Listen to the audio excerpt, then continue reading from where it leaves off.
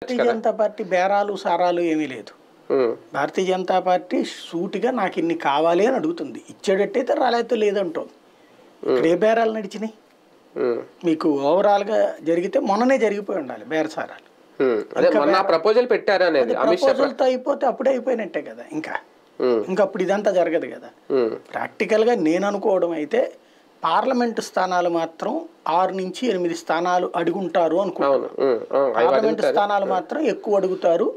Assembly స్థానాలు మొన్నటి కంటే ఓ 2 ఎక్కువ అడుగుతారు క్రిందసారి వచ్చిన దానికంటే అన్నటువంటి.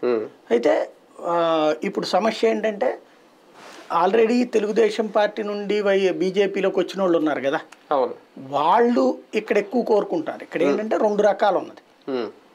రాష్ట్ర నాయకత్వం కానీ రాష్ట్రంలో ఉన్న సీనియర్ బీజేపీ కార్యకర్తలు నాయకులైతే పొత్తు లేకుండా మనం వెళ్తే పూర్తిగా మనం పోటీ చేయగలుగుతాం, మన శక్తి ఎంతో తెలుస్తుంది అనే రూట్లో వాళ్ళు ఉన్నారు.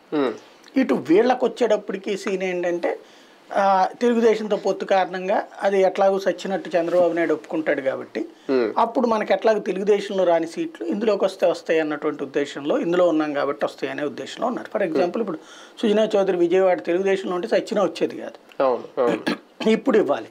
అదే సందర్భంలో పురంధేశ్వర్ రాజమండ్రి ఏలూరా, ఇది రాజమండ్రి ఏలూరా లేకపోతే విశాఖపట్నమా, ఇప్పుడు